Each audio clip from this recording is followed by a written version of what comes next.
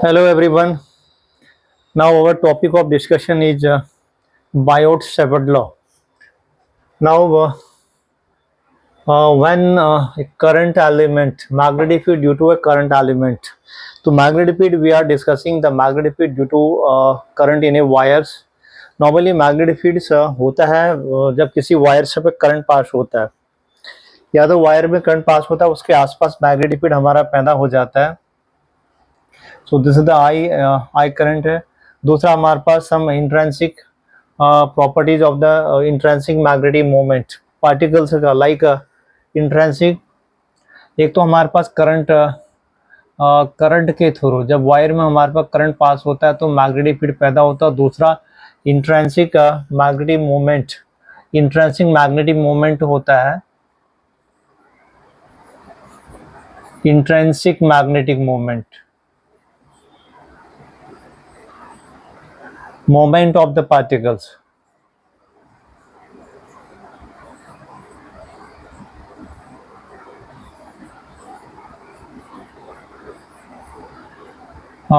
Like electron क्या होता है, इलेक्ट्रॉन रिवॉल्विंग द न्यूक्लियस, उसके साथ साथ में ये अपना स्पिन भी करता है. तो क्या होता है, स्पिन मैग्नेटिक मोमेंट हो गया. These are the intrinsic magnetic moment. ये हमारे पास the source of the magnetic moment है.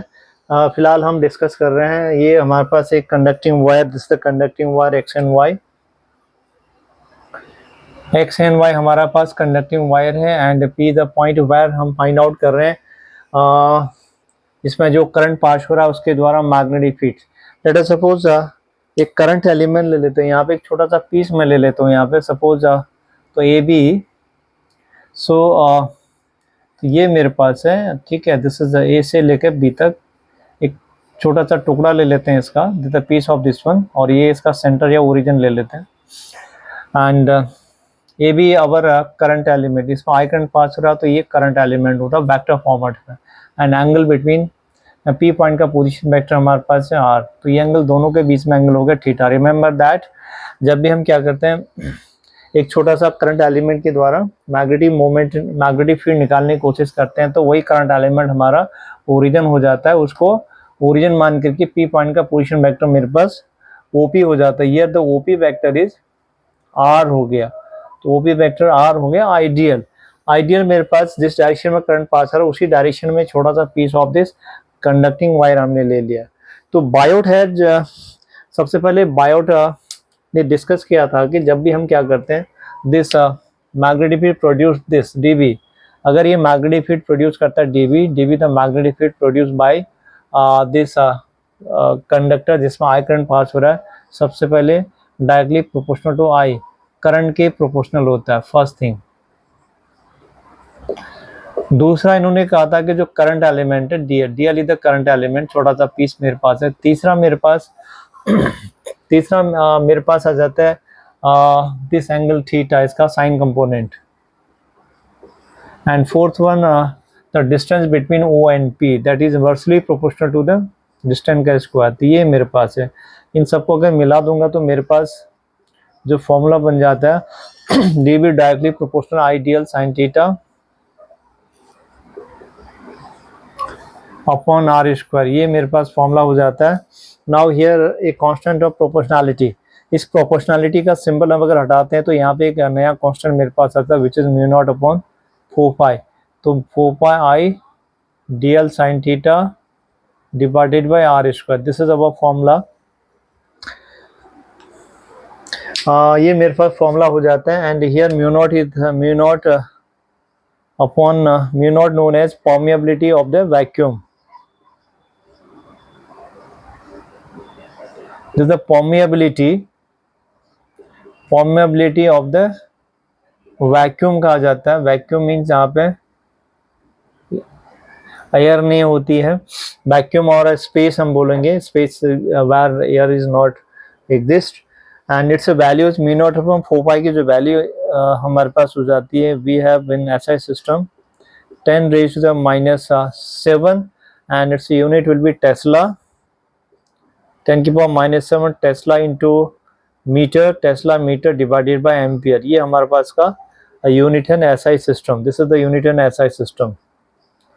Yes, तो SI सिस्टम थी, हमारे पास वैल्यू आ जाती है। नाउ इन वेक्टर फॉर्मेट, अगर वेक्टर फॉर्मेट में इसको रखें तो हमारे पास आ जाते हैं इन vector format, it will be dB mu naught upon 4 pi I dl is the current element into r cap divided by are square. एक फॉर्मेट तो हमारे पास ये है, दूसरा हमें पता है कि आर कैप बराबर होता है वेक्टर आर अपॉन आर होता है। तो इसको रिप्लेस करके आर कैप को रिप्लेस कर सकते हैं हम लोग mu naught divided by 4 pi and I D l into vector r divided by r cube. दूसरा मेरे पास ये आ गया। Now what about the direction, इसका क्या डायरेक्शन होगा यहाँ पर अगर निकालने की कोशिश करते हैं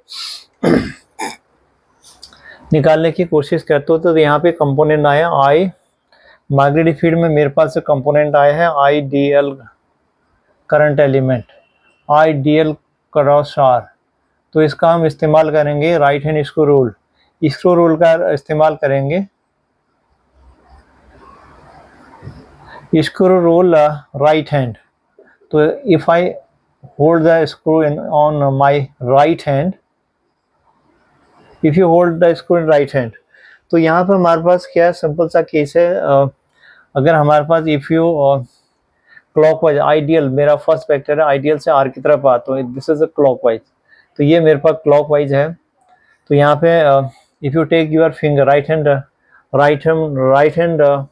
राइट हैंड की सारी फिंगर को if you taken from ideal से लेकर आर की तरफ टर्न कर, थंब की डायरेक्शन अंदर की तरफ हो, तो यहाँ पे तो इस तरह से यहाँ पे मैग्नेटिक फील्ड है, द डायरेक्शंस इनवर्ड नॉर्मल के लिए ऑलवेज भी इंडिकेट दिस क्रॉस से हम दिखा देते हैं, इसका मतलब इनवर्ड नॉर्मल से। अगर हम क्लॉकवाइज टर्न करते हैं आइडियल से, अगर मैं आइडियल से आर की तरफ आता हूँ तो ये क्लॉकवाइज है, क्लॉकवाइज आते हैं तो यहाँ पे मैग्नेटिक फील्ड क्या होगा, डायरेक्शन अंदर की तरफ होगी। अगर ये क्या होता है, इफ आई टर्न आइडियल अगर एंटी क्लॉकवाइज आता है, if I come from anti clock अगर टर्न करूंगा तो जो डायरेक्शन होगा क्रॉस प्रोडक्ट की आउटवर्ड नॉर्मल होगा टुवर्ड्स मी। एंड हियर हमारे पास क्या है कि ये क्लॉकवाइज है आइडियल से आर की तरफ। If I go from ideal से लेकर आर की तरफ, our thumb is indicating inwards away from me and normal to this white board. तो इस तरह से हम क्या कर सकते हैं, whether you use the right hand screw rule use कर सकते हैं या राइट हैंड पाम रूल का इस्तेमाल कर सकते हैं to find the vector product. Now there are some important point in the Biot-Savart law. Let us discuss. Now in this part, what will be the difference or similarities between electric and magnetic fields? So पहला हमारे पास है range, तो हम पढ़ेंगे पहले discuss under this one range, both are long range, long distance range, long distance तक ये, यानी कि electric fields and magnetic fields हमारे पास एक लॉन्ग डिस्टेंस तक काम कर सकता है। एंड दूसरा both are inversely proportional to 1/r², r² पे डिपेंड करता है। एंड सेकंड वन सोर्स की हम बात करते हैं यहाँ पे।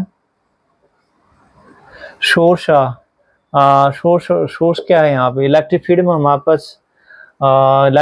हमारे पास चार्ज इधर सोर्स, क्यू इधर सोर्स है हमारे पास, क्यू इधर सोर्स ऑफ इलेक्ट्रिक फील्ड्स,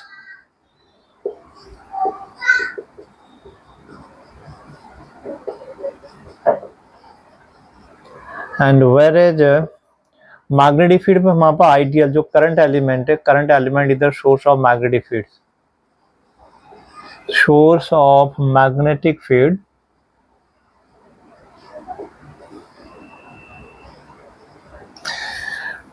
दूसरा दोनों के फॉर्मूले में हमारे पास अगर इलेक्ट्रिक फील्ड की बात करता हूँ तो इलेक्ट्रिक फील्ड बराबर at a R distance 1/4πε0 charge divided by r² होता है। एंड ऑल्सो मैग्नेटिक फील्ड की बात करता हूँ, magnetic field due to small current element is μ0/4π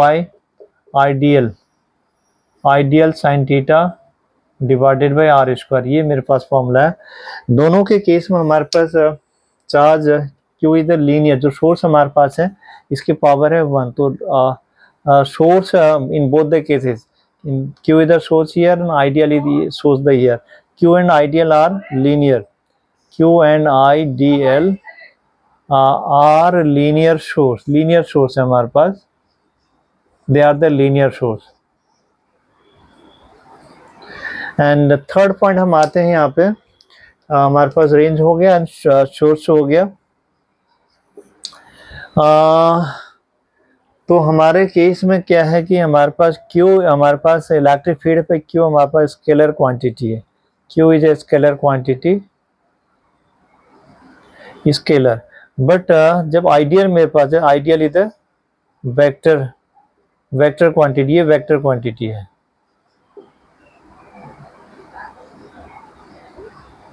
तो हमारे पास मैग्नेटिक फील्ड प्रोड्यूस होता है due to a vector quantity and electric field produce by a scalar quantity. तो ये हमारे पास दोनों के केस में डिफरेंस देखने को मिलता है. एंड चौथा हम डिफरेंस हम यहाँ पे देख रहे हैं.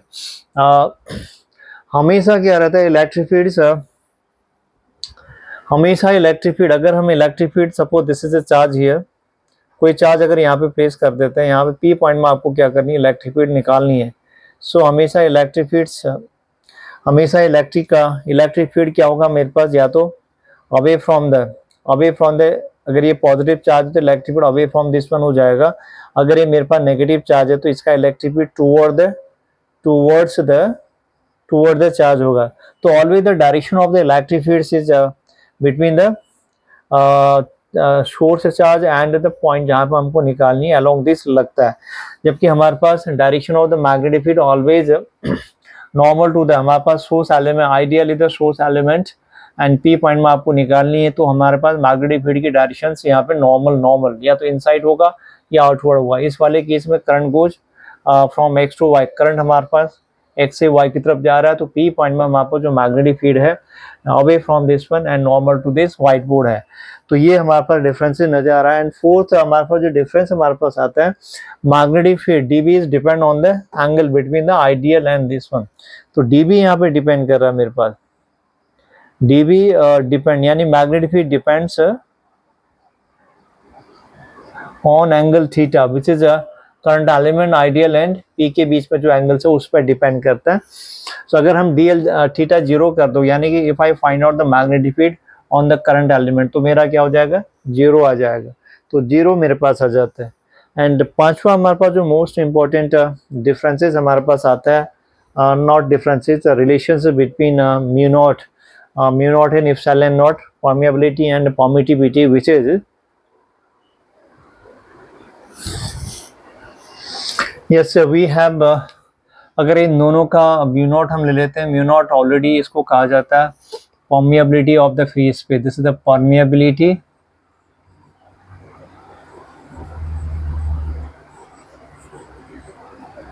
permeability of vacuum and epsilon naught है permittivity, electrical permittivity